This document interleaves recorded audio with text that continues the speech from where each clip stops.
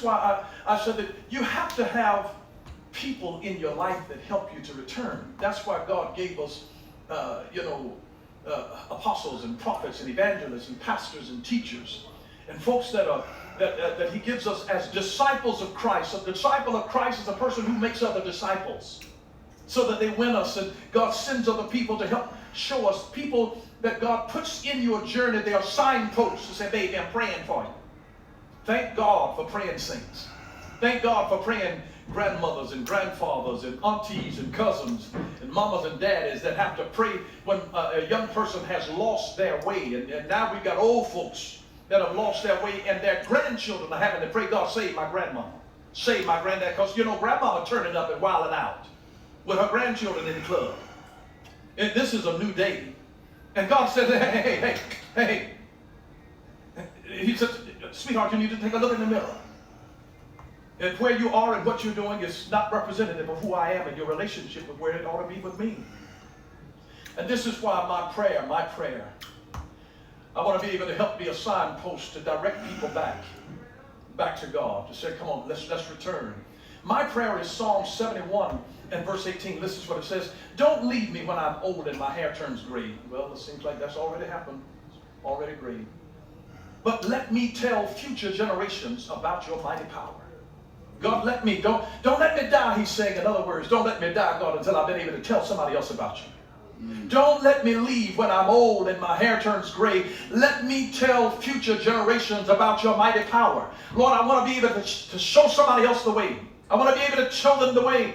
That's why the plea of my heart is Lamentations 5:21. Turn us back to you, O Lord, and we will be restored. Renew our days as of old. God, turn us back to you, God. Turn us back. Turn us back to you, O God. Lamentations 5:21. Back around the turn of the century, the 1900s turning in this century, revival broke out after a group of young people came together and began to pray Lamentations 5:21. Turn us back to you, O God, and we will be restored.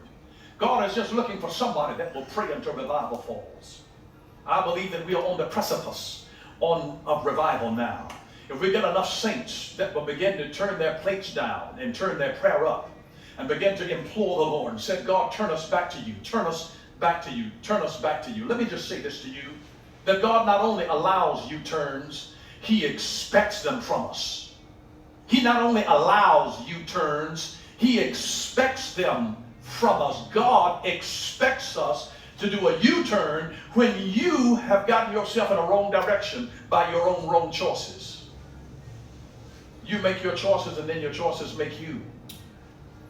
And I want you to realize that whenever God is saying, return to me, return, make a U-turn, this is an exhortation to return.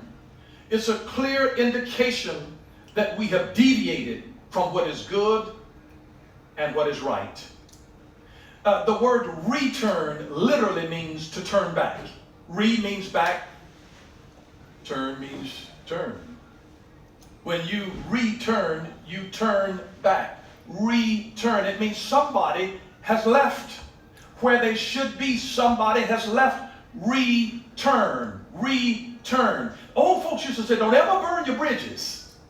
Don't ever burn your bridges. You don't never know where you'll have to go back to. Always try to leave people in relationships to where if you need to go back, you can go back. I wouldn't trust people who don't have any friends in their history. I mean, if all of their friends are folks that have only known them like a year or two, you don't have any long-time friends, something wrong with their character. Trust me.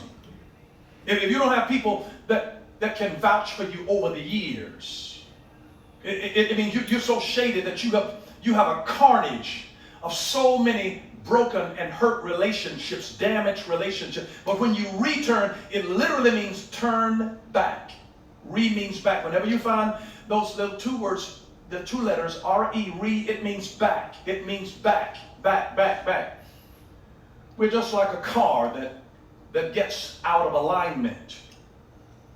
When you're driving down the road of life, you hit potholes, things that take you down, and they so jar up the shock systems of the car, that it begins after a while to throw the alignment of the front end of the car off. And every now and then, after you've driven so many miles, you've got to take your car in for a front end alignment.